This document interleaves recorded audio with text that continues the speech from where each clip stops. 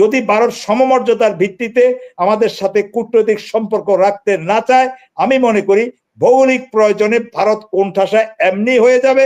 আমরা ভারতের সাথে কূটনৈতিক সম্পর্ক স্থগিত করার আহ্বান জানাই, সরকারকে বিবেচনা করার আহ্বান জানাই, এবং সর্বদলীয় বৈঠক থেকে কালকে কি সিদ্ধান্ত আসে আমরা সেটার অপেক্ষায় থাকি। ধন্যবাদ। তারা আমাদেরকে নিয়ে মজা করছে, তারা আমাদেরকে নিয়ে খেলা করছে, তারা এই খেলার পরিণাম ফল অতি সত্বরই তারা ভয়াবহ হবে। তারা যেই মিশনে নেমেছে, আমি আপনাকে নিশ্চিত করে বলে, তাদের সেভেন সিস্টারও থাকবে না, কাশ্মীরও থাকবে না। এই ভূমণ্ডলে, এই সাবকন্টিনেন্টে আমাদের এই যদি একটা আক্রমণ করা হয়, ভারতও মানে চীনও চুপ করে বসে থাকবে না, পাকিস্তানও চুপ করে বসে থাকবে না, মিয়ানমারও দ্বিখণ্ডিত হয়ে যাবে। সুতরাং হাসিনা আপু, একটা কথা আমি আপনাকে বলি, একটা ইস্যুটাকে টেনে এনে মানে আপনি বিশাল একটা সমুদ্রকে একটা কুয়া দিয়ে আপনি ঢাকতে পারবেন না।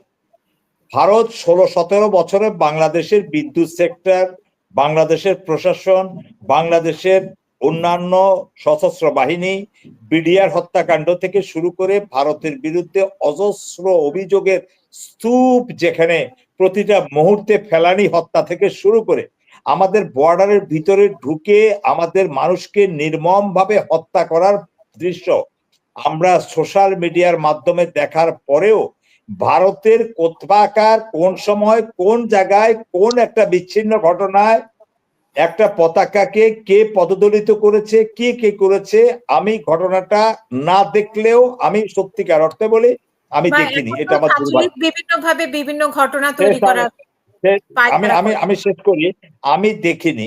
কিন্তু আমার কথা হচ্ছে এই না দেখাটা আমার অযোগ্যতা, আমি এটার জন্য ক্ষমা চাই, এবং এটা যদি হয়ে থাকে আমি প্রতিবাদ করতে চাই।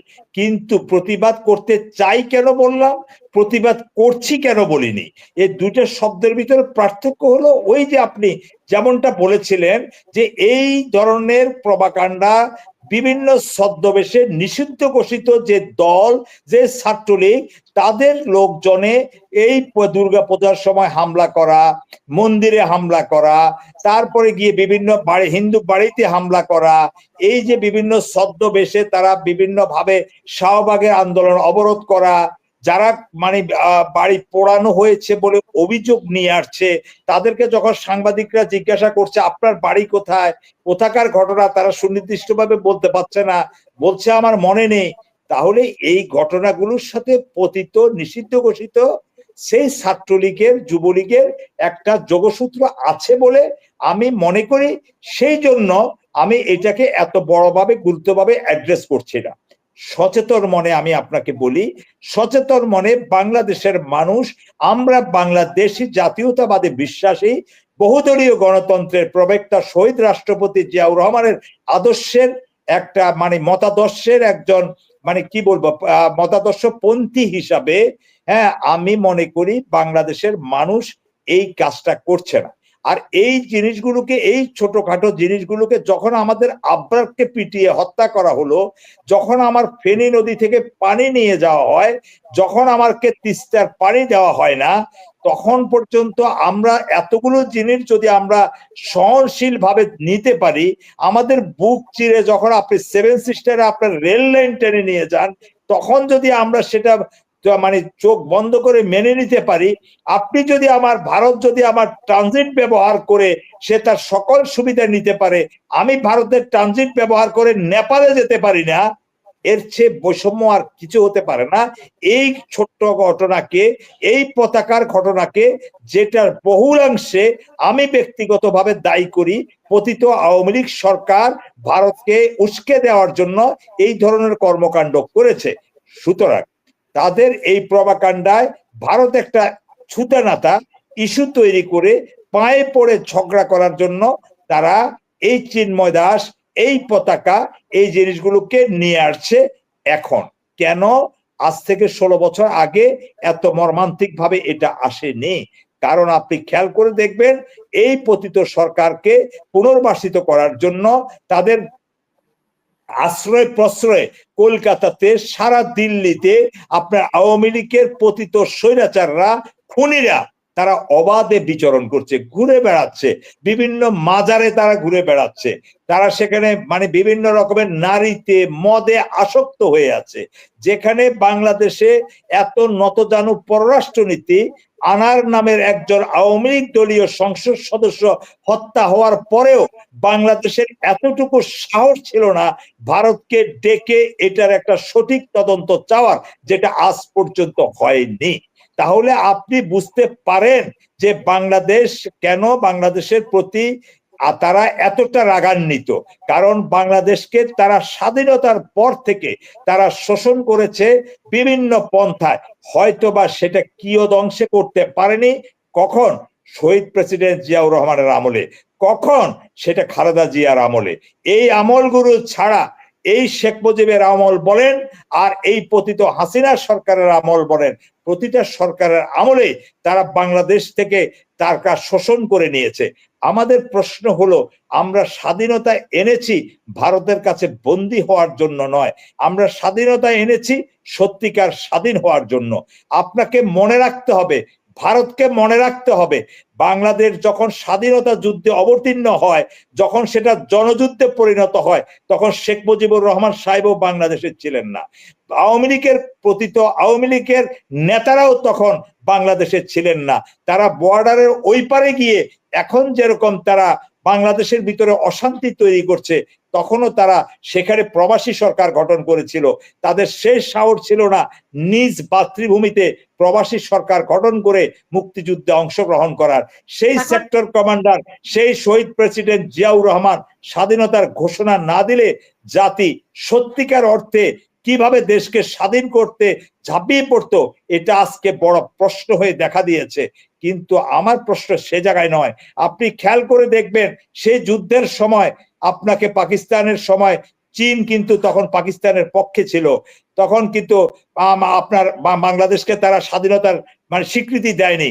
৭৫-এর পরে শেখ মুজিবুর রহমান সাহেবকে হত্যা করার পরে, সে দুঃখজনক ঘটনার পরে চীন কিন্তু বাংলাদেশকে স্বীকৃতি দিয়েছে, সম্পর্ক গড়িত হয়েছে। আজকে ভারত যে আগুন নিয়ে খেলছে, তার সেভেন সিস্টার তো দূরের কথা, তার মানে নিকেন চেক বলেন, কাশ্মীর বলেন, কোনো কিছুই আজকে বাংলাদেশের এই ইস্যুটা নিয়ে তারা যদি বাড়াবাড়ির চরম পর্যায়ে পৌঁছে যায়, আপনি এটা লিখিত রাখেন, আপনি এটা নিশ্চিত থাকেন, ভারত নিজে থেকে ভেঙে খান খান এবং টুকরো টুকরো হয়ে যাবে। এখানে বাংলাদেশের ক্ষতির পরিমাণ খুবই কম হবে। আমি একটি কথা বলে শেষ করছি, আবারও পুনরাবৃত্তি করছি, যে বাংলাদেশের যদি এখন দেশপ্রেমিক যে রাজনৈতিক দলগুলো আছে, আমি মনে করি এরাই সত্যিকারের দেশপ্রেমিক দল। সেই শহীদ রাষ্ট্রপতি জিয়াউর রহমানের বিএনপি, সেই জামাতে ইসলামী, সেই চরমনাই পীর, বিপি নূর, ছাত্র আন্দোলনের নেতারা, তারেক রহমান, যারা এই যে গণ অধিকার পরিষদ আছে, রাশেদরা, ফারুকরা, এই যে সাজিদরা, নাহিদরা, এরাই প্রকৃত দেশপ্রেমিক। তারা যদি আজকে ঐক্যবদ্ধ হওয়ার যে প্রচেষ্টা চলছে, আপনার শো চলাকালীন সময়ে আমি এই মুহূর্তে ক্যামেরার অফলাইনে গিয়েও আমি কর্নেল অলি সাহেবের একটা ফোন রিসিভ করছিলাম। তিনিও মানে কালকের বৈঠকে, সর্বদলীয় সেই বৈঠকে উনি যাবেন এবং সেখানেও ভূমিকা রাখবেন। আমরা জানি তিনি একজন বীর বিক্রম, তিনি একজন সাহসী মুক্তিযোদ্ধা, তিনি ভারত প্রতিটা জন্মদিনে ওনাকে শুভেচ্ছা জানিয়ে থাকে। তারপরও ভারতের এর আচরণ বাংলাদেশের এই বর্ষিয়ান রাজনৈতিক নেতা এই কর্নেল অলি আহমেদ সাহেবও ভালোভাবে নেননি।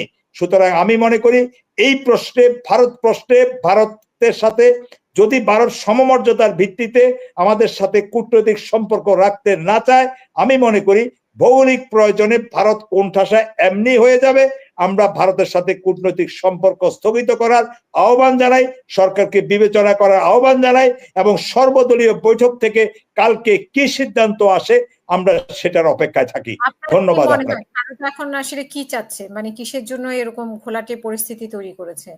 ভালো সম্পর্ক, ভারত এভাবে শেখ হাসিনাকে তো এভাবে আনতে পারবে না, তাহলে কেন? আপনি ধরেন আমাকে আমার ঘর থেকে বের করে দেওয়া হলো, আমার সন্তানরা।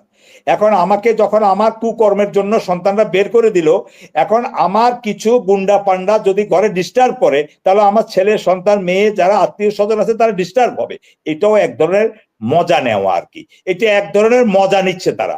বাংলাদেশকে তারা যেখানে নেপালের সাথে পারে না, যেখানে শ্রীলঙ্কার সাথে পারে না, যেখানে ভুটানের সাথে পারে না, সেখানে 19 কোটি 20 কোটি মানুষের সাথে তারা এই পাঙ্গা নেওয়ার তাদের এই দুঃসাহস কোথায় আসে?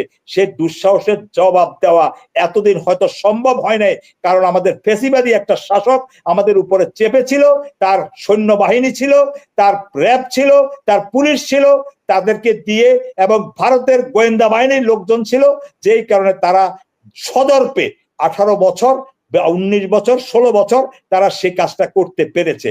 আজকে বাংলাদেশের মানুষ সত্যিকার অর্থে স্বাধীন, সুতরাং আজকে স্বাধীনভাবে তারা সিদ্ধান্ত নেবে। তারা আমাদেরকে নিয়ে মজা করছে, তারা আমাদেরকে নিয়ে খেলা করছে, তারা এই খেলার পরিণাম ফল অতি সত্বরই তারা ভয়াবহ হবে।